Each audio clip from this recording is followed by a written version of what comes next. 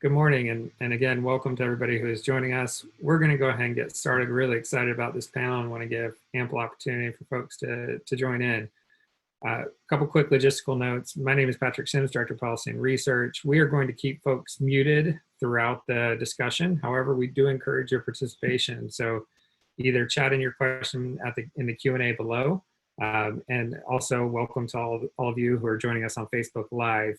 The other option to share your thoughts and questions, please tweet with us today using the hashtag LTGovConvo. Tweet in your questions and your comments, and we'll try to get those incorporated as well, especially for those of you on Facebook Live.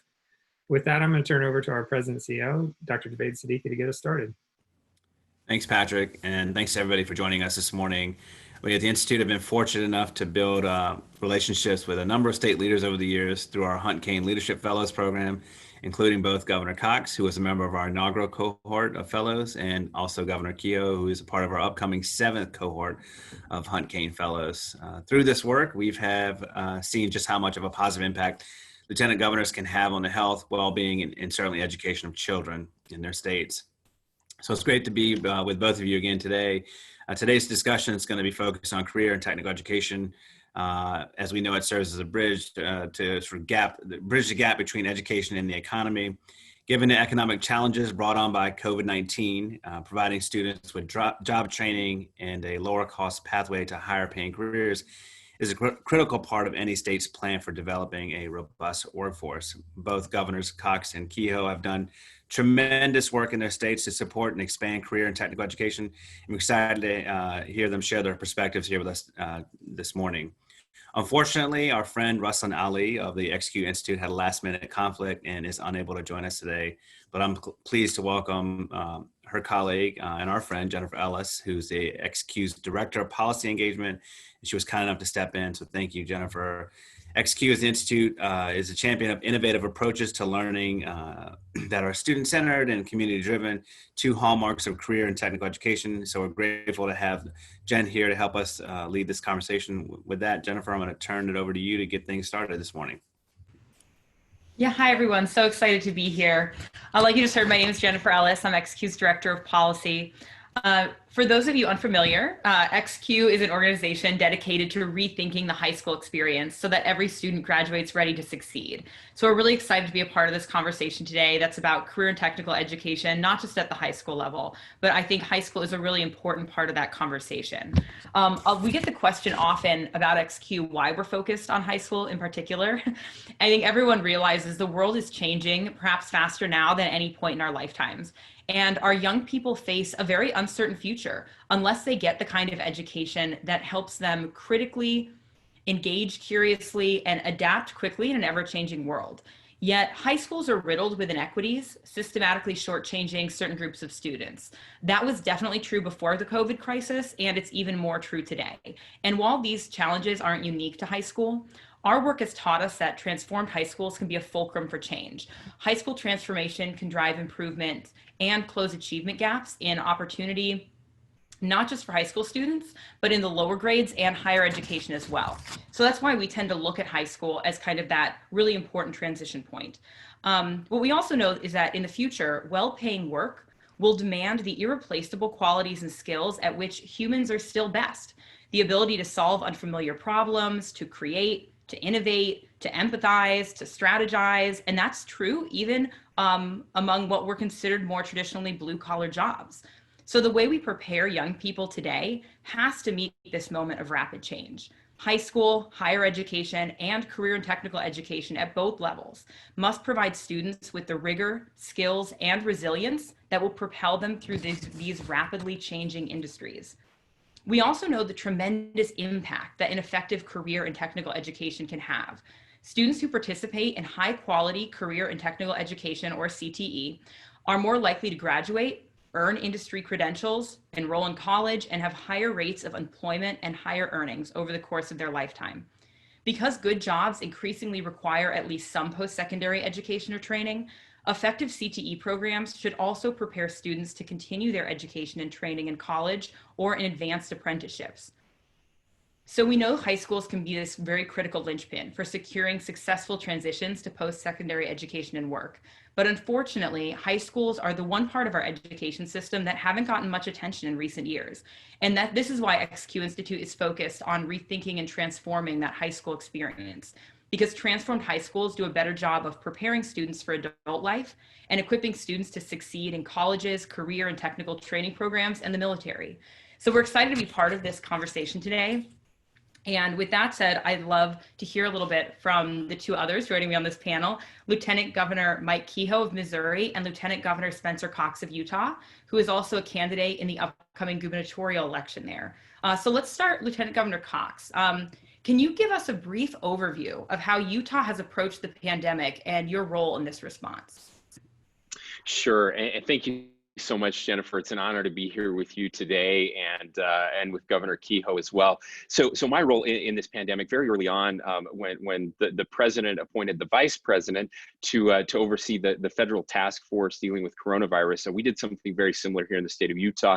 Governor Herbert asked me to take the lead on forming a response task force, which has since multiplied in many different ways. We have about 250 people that are working very diligently on this crisis every day. But in that initial conversation we had, we brought in our education leaders from across the state, both at the K through 12 level and higher ed as well, because we knew that this was going to have a tremendous impact on our ability to educate our young people.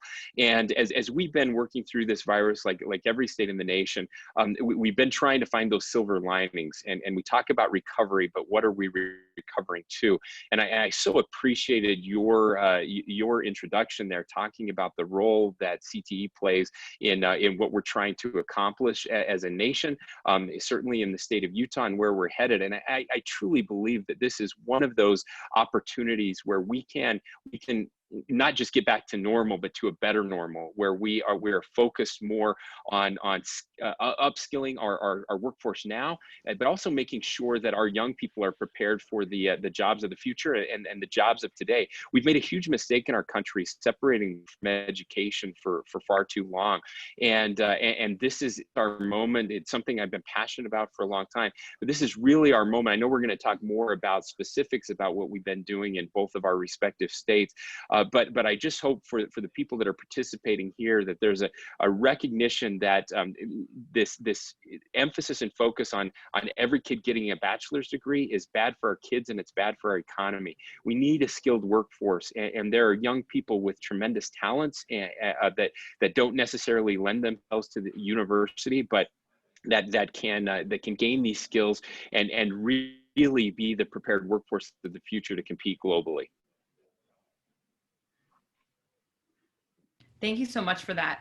And Lieutenant Governor Kehoe, now we'll turn to you. Can you give us a brief overview of how Missouri has approached the pandemic and what your role has been in the response?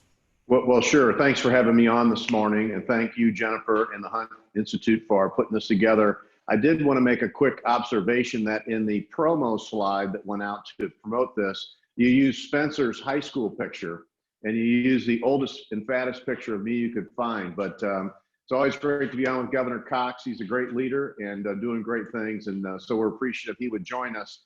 Similar to what you heard from Spencer, the governor asked many of his folks around him in Missouri, Governor Parson, to help find a path forward post-COVID crisis is what we mainly concentrated on. We had a team of our state emergency management agency folks and Department of Public Safety who are working on administering the current day-to-day activity and what we needed to react to and try to plan for the most. But as a small business advocate and a tourism advocate in our state, which is our second largest industry is tourism, we concentrated very much with businesses on, okay, we know we're gonna someday open our doors back up. This was back in the spring. And what are the challenges you're gonna face, and what can we do as state government to, one, stay out of your way, but number two, make sure we try to put a path out there for our businesses and our economy recover as quickly as possible. The second thing I was involved in very much is we administer a program out of our office called Buy Missouri, and it simply identifies Missouri manufacturers across our state that build products, make products right here in the state for our citizens to enjoy and hopefully buy. And so we concentrated a lot with those companies on what they could do to help us manufacture PPE. I know every state, including Utah, most countries, were reliant on China and others to get some of our PPE from, and that just doesn't work. And so we wanted to not have to rely on foreign entities anymore. We would rather do business buying some of this product from a United States-based company, and then preferably a Missouri-based company. So we have several different companies here in Missouri making PPE now that have switched their assembly processes or production processes over to help fill that gap. We're working very closely with them. Our Department of Economic Development has developed a PPE marketplace for any of our Missouri businesses or institutions to get on and take a look at. So lots of moving pieces still in this crisis. I think many of your viewers will know that last week, Governor Parson and his wife, First Lady Teresa, were both diagnosed with COVID. And I'm happy to report they're doing very well. Teresa is finished with isolation today, no real symptoms other than a cold. Governor Parson remains asymptomatic, so he's working as he normally does all day long, 12 or 14 hours a day. I've told all of his staff, just take his phone away from him. He's calling too many people right now. So, but he's working hard, and he appreciates the thoughts and prayers of many Missourians and people across the country who have reached out to him. So we're grateful for that help, and we're going to continue to move Missouri forward. Thank you so much, Lieutenant Governor Keough, and that's great to hear. Before we jump into the meat of this conversation, I think it's probably a pretty big understatement to say we all know that COVID-19 has had a very dramatic impact on all facets of our life. But for the purpose of the conversation today, looking at education, we know that that impact has not been disproportionately felt. Well, particularly when we're talking about career and technical education, I feel, it was really on the upswing for coronavirus prompted school closures. We were seeing more people talking about it. We were seeing some really innovative approaches in the field, but the pandemic has really complicated and delayed those efforts. Not only must educators now adapt classes that were heavily dependent before on laboratory and hands-on work to social distancing and remote learning, but in many cases, whole programs must be rethought in ways that are going to prepare students for a challenging job market after graduation. And I think there's a lot of opportunity, like we were just discussing, for things to come back stronger. But I do think it's a real moment of rethinking, a real moment of innovation.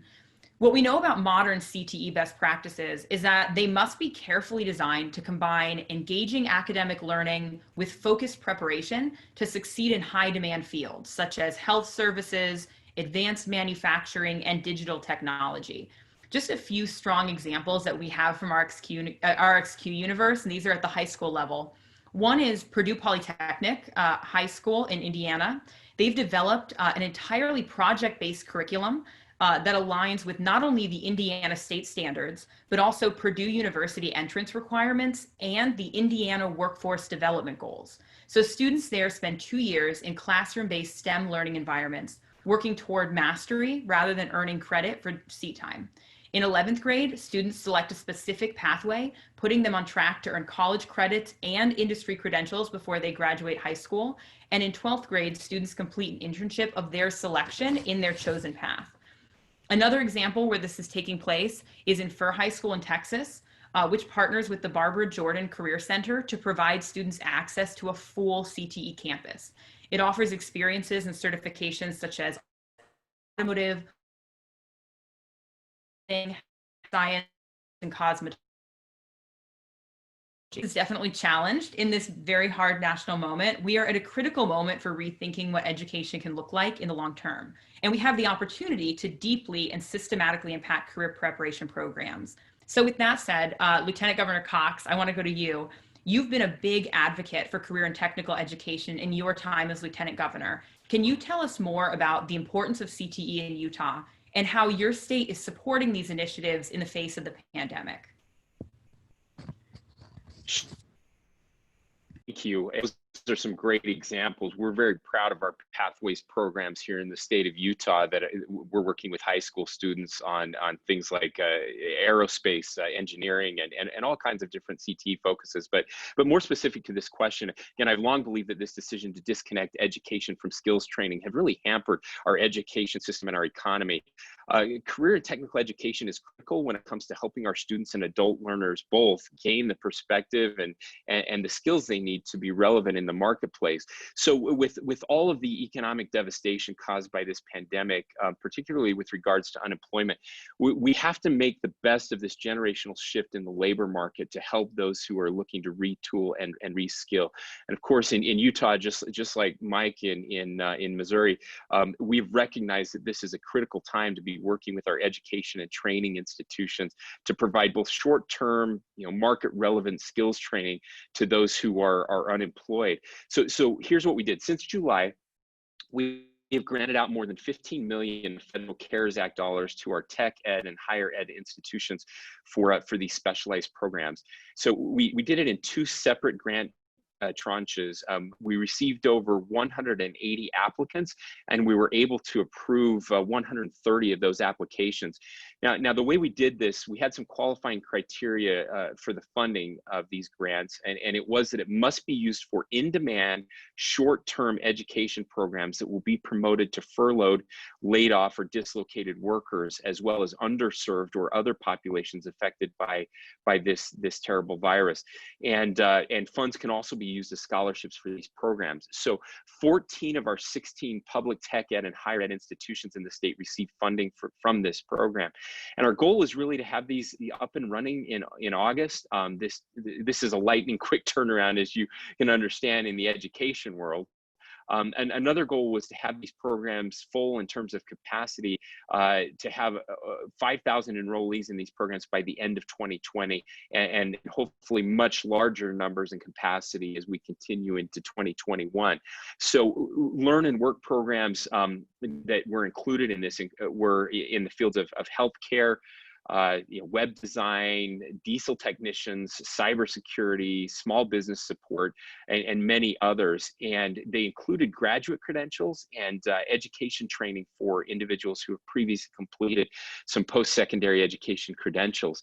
And I'm really proud to say that these programs were almost all up and running in August, and that we have now had over 2,000 enrollees so far. So we're well on course to hit the 5,000 by the end of this year. We recognize that this is not just an opportunity to help people reskill, but it's also an opportunity to help our tech ed and higher ed institutions better understand how to align with the needs of industry. So, again, there are some positives that are coming out of the coronavirus, and we think this is one of those areas. Thank you so much for that. Lieutenant Governor Kehoe, I understand that Governor Michael Parson recently proclaimed September to be Workforce Development Month in Missouri. It's clear that increasing career and technical education opportunities for students has been an important focus for Missouri in the last few years. Can you tell us more about how Missouri has found success in this space and how the state is working to ensure these efforts continue in spite of COVID-19? Well, sure, Jennifer. I want to reflect back, first of all, on what Spencer said in his opening comments about, trying to make sure we identify where the hearts of young men and women are and what they want to do. And I tell everybody all the time, we as a society have to stop taking the square peg and trying to jam it in a round hole. Men and women, young men and women, especially, I'm the father of four, they have different desires. They all have different personalities. And to some, a four-year education at a traditional four-year school is perfect for them, and it aligns perfectly. But we got to stop kind of looking down on kids when they say, well, I'm going to a technical college, and they kind of put their head down. That's fantastic, is what I tell them, because it is fantastic. You're right. Governor Parsons' initiative of workforce development has started ever since he became governor in 2018.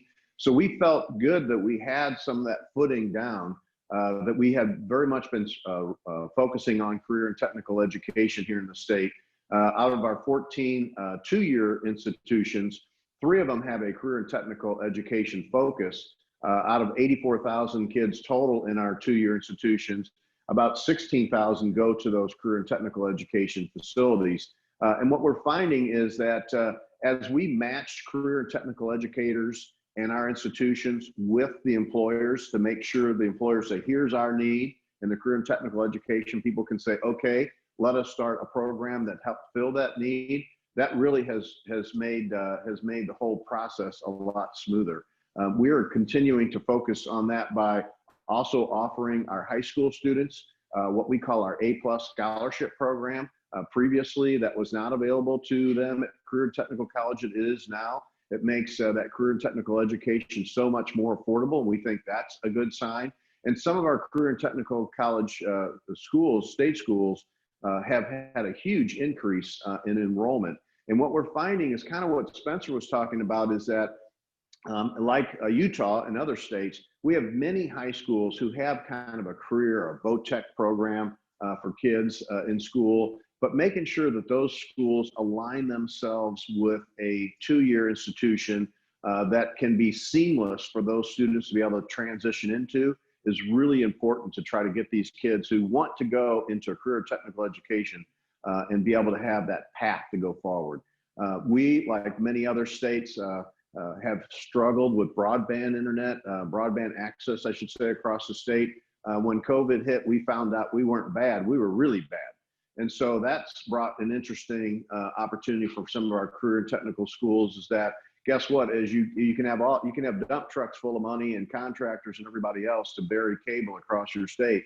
But if you don't have the person trained to put those darn things together when they come up out of the ground, then it's a problem. And so lots of our career and technical schools, for instance, did a pivot on that this spring and summer, and this fall are offering full technical training and education, just as an example, to help do the connectivity with that broadband infrastructure that we're now starting to deploy across our state. So we're going to continue to focus on this. We think it's the right thing to do.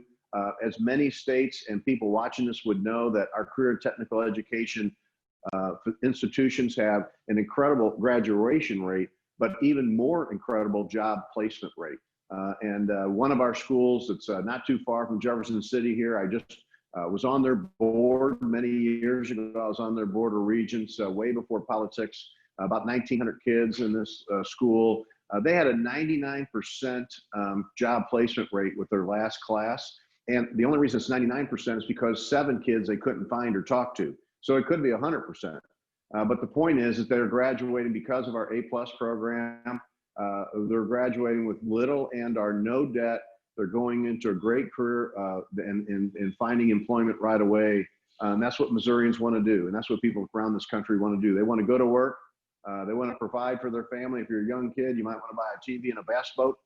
But you know, that's the thing that keeps our economy rolling. So it's a very much of a focus. We're going to put it on. Last, I'll just say this, is that we've also now asked our 4-year institutions and the curators and the people that run some of our great 4-year institutions. We have 13 state schools that are 4-year institutions, to start trying to understand and work with our 2-year schools to figure out how they can have some synergistic fits.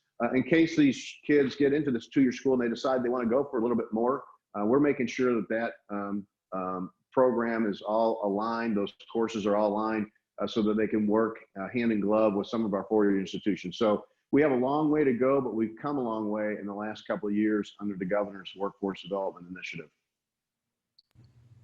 That's really amazing work to hear about. I have one more question for both of you before we turn it over to some audience Q&A. And just a reminder for everyone who's in that audience, if you have any questions, go ahead and chat them in now. We'll be selecting a few just very shortly. So this is for both of you. Equity is such an important element of education, especially in this context. How can states and schools ensure that access to CTE programs are equitable in a variety of ways, including who has access, how students' needs are met, and how programs are funded? Lieutenant Governor Cox, we can start with you. Yeah, I just want to underscore what Governor Kehoe said. What Missouri is doing is absolutely the right way to approach this. I'm like him. I'm so tired of kids feeling embarrassed to admit that they're in some sort of a CTE program. It should be the other way around. We should be lauding these kids and holding them up, and that's where this equity piece comes in. This is something, as you mentioned, I'm actually running for office here in the state for for the governorship. And this has been a real focus of our campaign. Utah, look, we're doing some things very, very well. We have one of the best economies in the nation. Our unemployment's 4.1% now, half the national average. We've had fewer job losses than any other state in the nation. And we also have we're number one for upward mobility in this country. So being born in poverty doesn't mean you have to stay in poverty.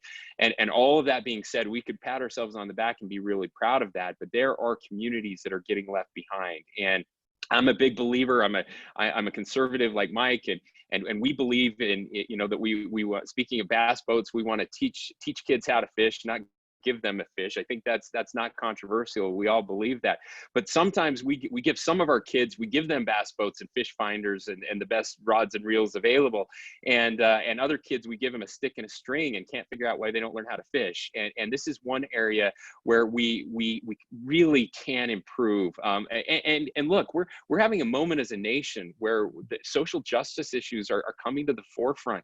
And I believe that what we're seeing are symptoms of a broader problem. And I believe that starts with good quality education and making sure that everyone, if the American dream is going to survive, everyone has to have access to these types of educational opportunities. And so just a couple things that we're doing here in Utah. We're working very closely, like Mike said, with our four-year institutions. We now have stackable pathway programs at all of our tech ed and higher ed institutions across the state, and in all of our critical industries. We partnered with companies to be a part of this education process through these work-based learning experiences.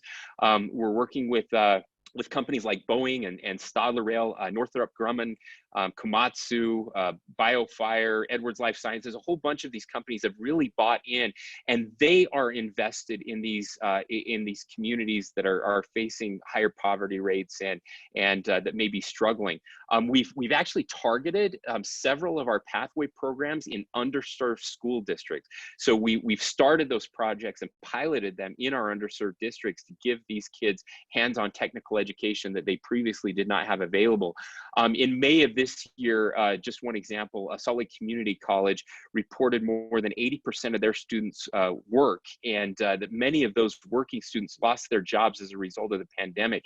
And of course, that left them short on financial resources for rent, food, clothes, and everything else that they needed, not to mention educational costs. So Salt Lake Community College stepped up to help what we called our Students in Crisis program, distributing more than $5 million in federal funds to students affected by the pandemic. And their academic advisors reached out to those students by phone, personally, one-on-one, to ensure that everyone eligible benefited from that from that program. So workshops and really focusing, we have a cultural commission that I've chaired for the past 7 years. We've used that commission to reach out to our communities of color, to those that are struggling, and making sure that we're translating all of these materials into their languages and getting them involved, and especially getting their kids involved, so that everyone has an opportunity to participate in the American dream. And we're seeing great results coming out of that. Thank you so much for that. Lieutenant Governor Kehoe, do you want to respond to the same question? I think you're muted.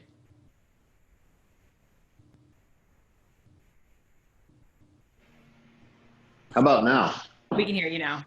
See, if I was young like you guys, I could figure this out a lot faster. I always enjoy being on with Governor Cox because he does have, for those of you who don't follow him on social media, you should. He's not only interesting, but fun to follow. He always has a few things I can learn from every time I hear about things that he's doing and the great state of Utah is doing. Look, I am the youngest of 6 from a single mother grown up in inner city St. Louis. And what these kids need to know, I thought for the longest time in my childhood, there was only really one path to get out of inner city St. Louis. And be honest with you, it wasn't a good path. And what these kids need to know is there's more than one path. And so I think that's where career and technical education can be helpful. And as Spencer mentioned, not only working with our high schools, but really starting at a grade school level to let these kids know that there's opportunities for them, that they just aren't going to school because their parents or grandparents or their neighbors or whoever is making them go to school, that there's an opportunity to earn some money. And what we've been able to do is really help partner up with private industry at Spencer. So we have multiple industries across the state who are providing scholarship opportunities for these kids, for paying their full ride to go to career and technical education to learn to become a mechanic for a Caterpillar dealer, or a mechanic for a Ford dealer, or a heating and air conditioning installer for a large commercial heating and air conditioning company.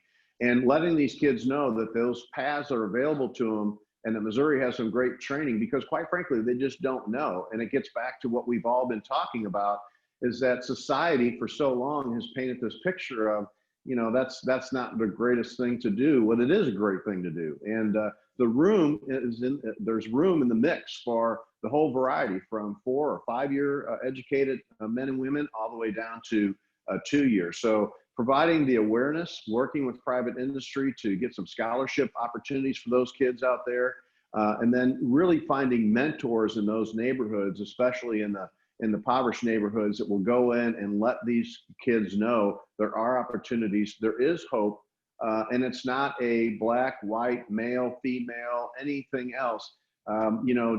Employers who want trained folks to come to their business, they have no glasses on that discriminate from one to another. They just want people that will show up for work on time, are trained and happy to come to work.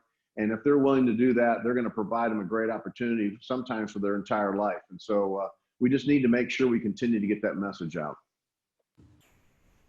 Thank you so much. There's actually we have an audience question on something you just mentioned, the idea of public-private partnerships. We have a question from Susanna Herman-Tobin, who said she wants to know more about any successful statewide partnerships, including those from both the public and private sector, that focus on investments in career and technical education. She asks, what do those look like? What ultimately makes them successful? And what are the current challenges to those partnerships, especially in light of COVID?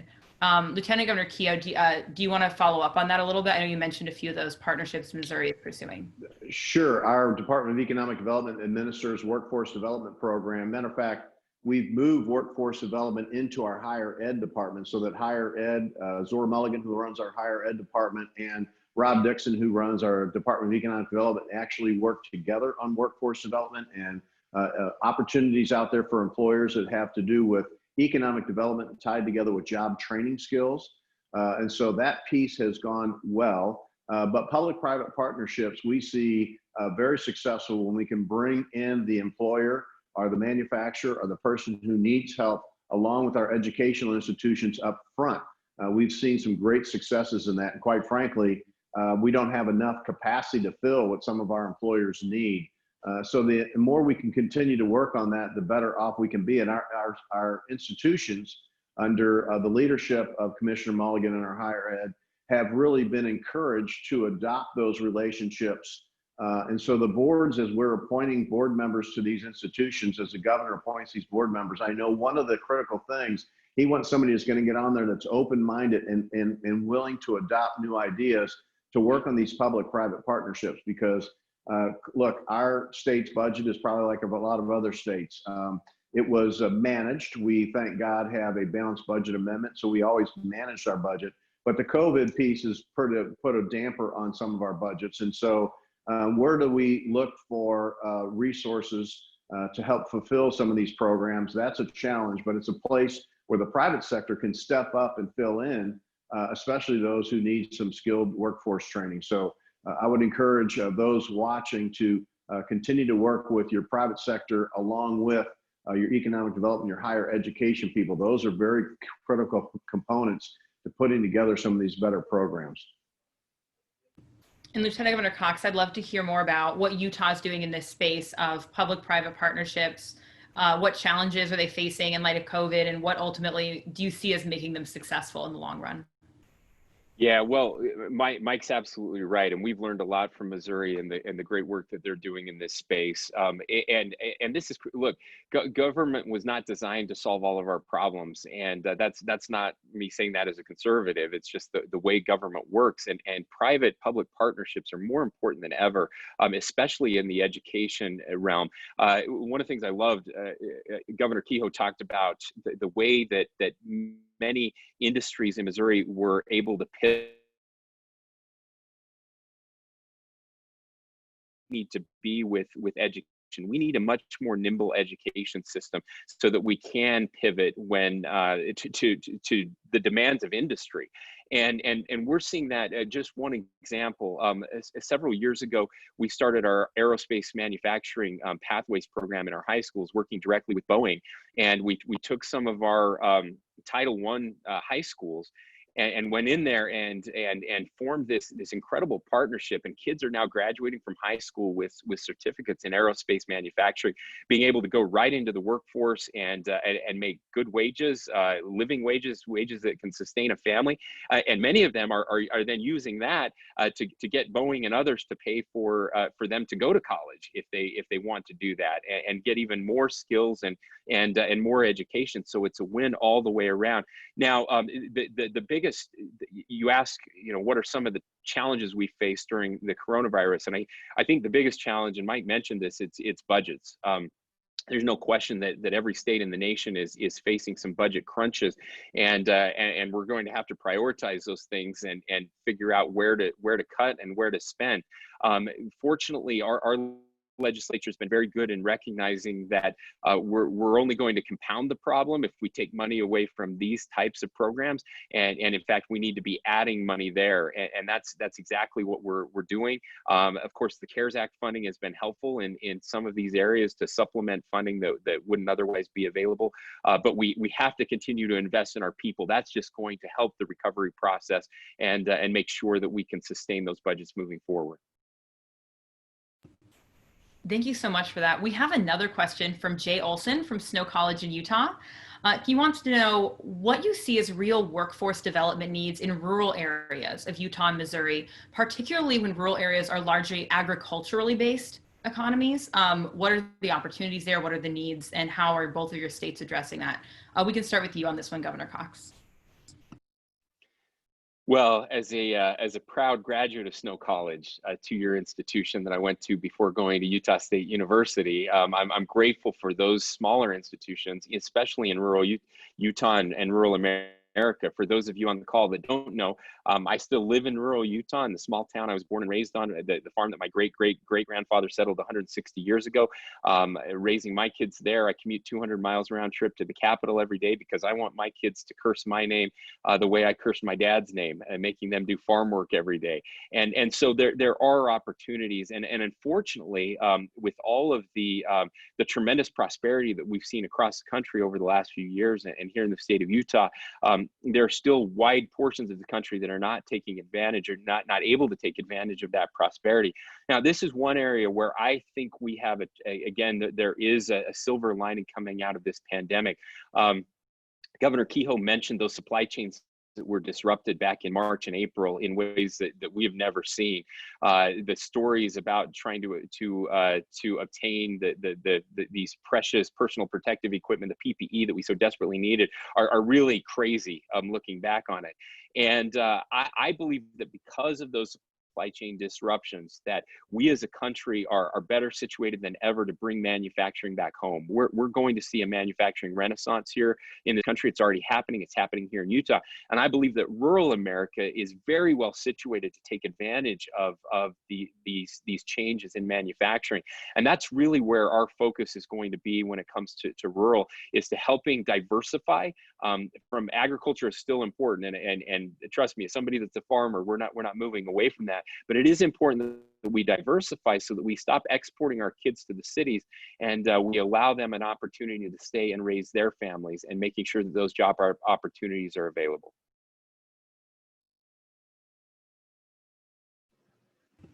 Then go ahead, Governor Kehoe, if you'd like to jump in on this one as well. Well, I agree with Spencer. I think you're going to see a renaissance on manufacturing in this country like you've never seen before. I mean, People are sick and tired of depending on foreign interests, whether that's in our ethanol industry and less dependence on foreign oil, or that's in the manufacturing of PPE and various products. I 100% agree. You're going to see a resurgence in American goods, and I'm very much looking forward to that. You know, agriculture is our #1 industry in the state. And what I think is when you look at rural communities and it comes to agriculture, I think Spencer is right. Our rural communities have some great work ethic and people that can help manufacture and play an important role in bringing that renaissance back. But if you just look at agriculture for a second and think about this statistic, it took us 2,020 years to learn how to feed and clothe the world. So 2,020 years to get to where we are today. In the next 30 years, world food demand is going to double.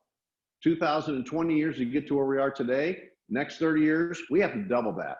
And the opportunity is incredible for young men and women, especially when you look at how technology plays a role in agriculture. I am a first-generation farmer, so I'm still learning the hard way, you know, by going to the coffee shop and the feed store and figuring this stuff out. But these kids have the opportunity, and a lot can happen at our career and technical colleges, to give them the training they need to learn how to take that technology that they're so used to, that they're so good at, that it's just second, you know, first nature to them really, and incorporating that into how we grow that agriculture sector. I think all of our states have opportunities and various strengths and weaknesses in the agricultural sector.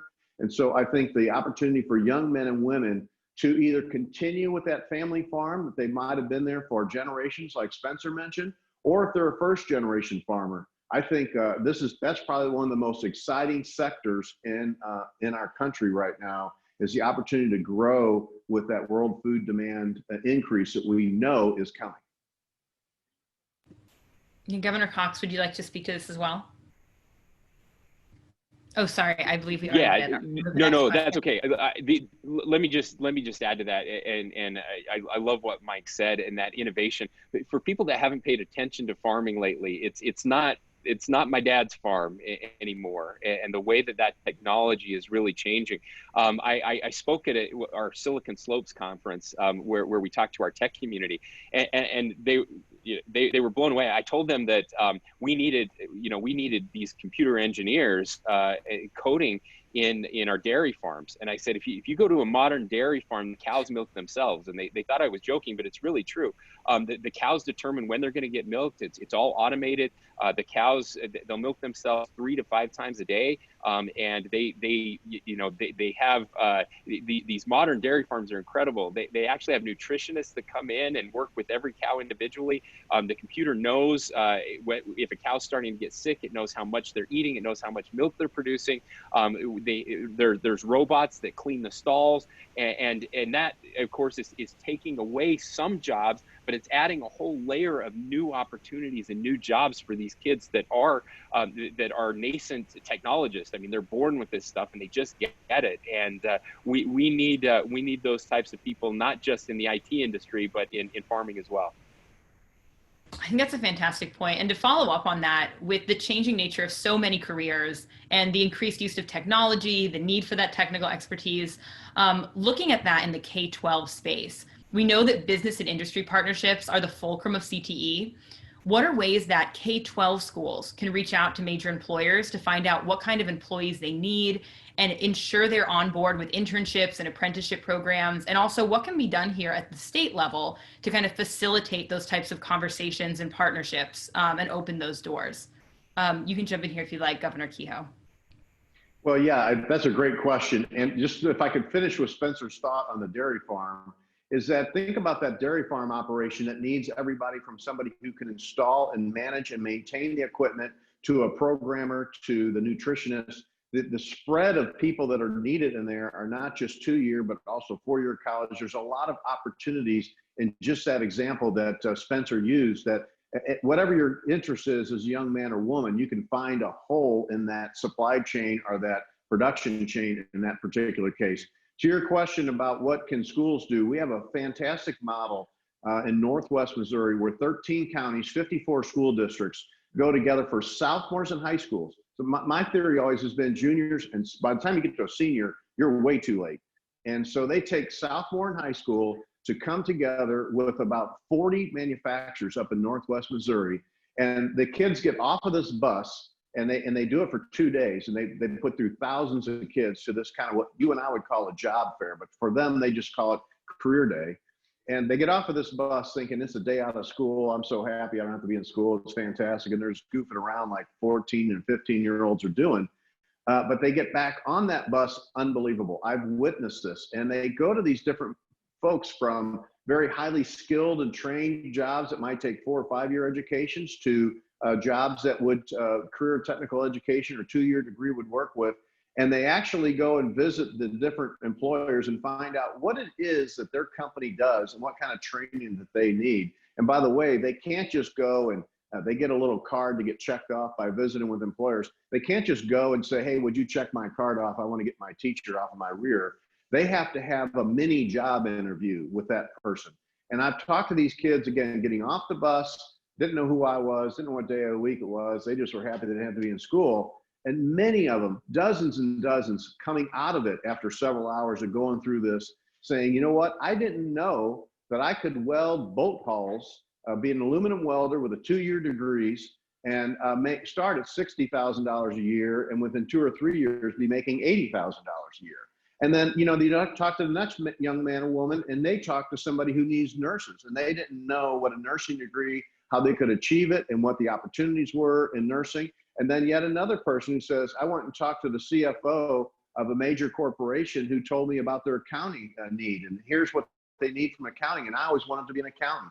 And so really identifying these kids with industry at a much younger age in a less stressful environment, because they've got time to make the decision. It's not like they're juniors and seniors and their parents are screaming at them every day, what are you going to do? Where are you going to go? You know, blah, blah. This was really kind of organic to find out where their interests are. And then they can continue to follow up. Those industries follow up with those kids. The school districts follow up with the industries. And we hope that we, again, get the kids to follow their heart and go into an industry that they really like. And I think that's the key, is getting with them early and involving your industry partners as early as possible. Yeah, thank you so much for that. Governor Cox, any thoughts on this topic? Well, I don't have much to add. Mike covered it perfectly. Other than to say that I think it's important that at the state level, we set an expectation for not just on the education side, but on our private partner side, that look, if you're gonna do business and you want to be successful here in the state, we expect you to give back. And one of the ways we expect you to give back, and again, it's a win for them as well, is by really helping out in these areas. Be part of solving these problems, thinking outside the box, looking for new ways to get our young people involved, and providing those internships or those apprenticeships that are so desperately needed. And by and large, when we approach those, again, one of the roles that government plays is we're conveners. And when the governor or lieutenant governor call a major manufacturer or industry leader in the state, they pick up that phone, and we can then connect them with those leaders at the local school level or at the state school board level, and start working through the process of getting them more involved. But it's all about exposure for these kids. As Mike said, we don't know what we don't know. And if kids never get to see it or experience it, they're never going to find their passion. And so by giving them that exposure to these workplaces early on, we're going to have a lot more success than we would otherwise. Thank you so much. And I think we have time for one more question. We just got one in from Paul Toner. He has a question going back to our earlier question on equity. We know there's a history of placing certain groups into lower quality vocational programs. How do we address the concerns of parents and communities that the new focus on CTE and vocational schooling isn't a return to old-fashioned tracking of certain groups of students? Governor Kehoe, do you want to start here? Well, sure. I think, again, it's identifying, again, it doesn't matter where these kids are from, whether they're from an inner city in a rough neighborhood, or they're from rural Missouri and they have a different environment that they grew up in. Just finding out what their interests are. Again, I mean, I can't repeat that enough, that's where we got to go. And you're going to find kids that fit they might not fit career and technical education. They might be more suited for a 4-year degree in a traditional school environment. Trying to make sure that we understand where those kids want to be, what they want to do. That's the key to this whole thing. And I don't think you have to draw any racial or economic lines when you do that. You certainly can find out who's heart is in the right spot for which industry or passion that they have in life. And I know that our employers don't look at it that way. I know that the schools across our state, including in Missouri and Utah, don't look at it that way. They're just looking for the ones who can have the most success in whatever path that they're going to follow. Yeah, and that's we've heard a little bit of that and a little bit of concern. It's been very marginal, and I think the only thing I would add to that is that we also do it by being very transparent about the jobs and the opportunities that are out there. And by the way, this cuts the other way as well. We have to be transparent about what we're doing in our universities as well. When we often have kids spending a tremendous amount of money and going into great debt and then realizing at the end that there aren't very many opportunities maybe in what that they thought there would be. And so it works both ways. And that's where I think if we create these opportunities across the board, and then instead of educators pushing kids into one box, that's the wrong way to do this. It's really about giving families and students the information that they need to make the decisions that are best for them, and that it's driven from the bottom up instead of the top down. That's how we avoid any of those equity issues that we may have seen 20 or 30 years ago. Thank you so much. We actually have a little time for one more question. So I have one that I'm going to sneak in. We have a question right now from Teresa Mabaku from the Salt Lake City School District in Utah.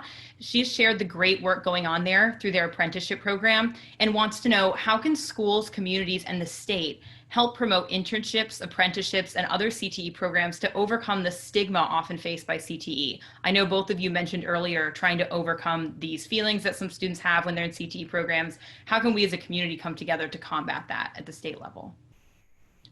Governor Cox, you can jump back in if you'd like to. Yeah, so we're and this is one of those things that where budgets may actually hurt us a little bit. But one of the things we've been working on is actually an ad campaign talking about how we could change the narrative around these apprenticeships and CTE programs, and letting people know. But as public officials, I think we have a duty to talk about it often. I think just what we're doing today, our willingness to come and have this conversation and extol the virtues of CTE. I know I've worked it into debates that we've had and opportunities I've had to speak, regardless of where it is, and that's how we're going to change this. But I do think that we really do need to do some more PR work around this, and put some money behind some of those campaigns to help parents understand that, hey, there are great options out there. It's not the the shop class you took in high school. It's very different, and that you can make $60,000-$70,000 a year with a 6-month certificate sometimes coming right out of it. And that's something that I think most people just don't understand and don't realize is a possibility today. Yeah, Governor Kehoe, your thoughts on this?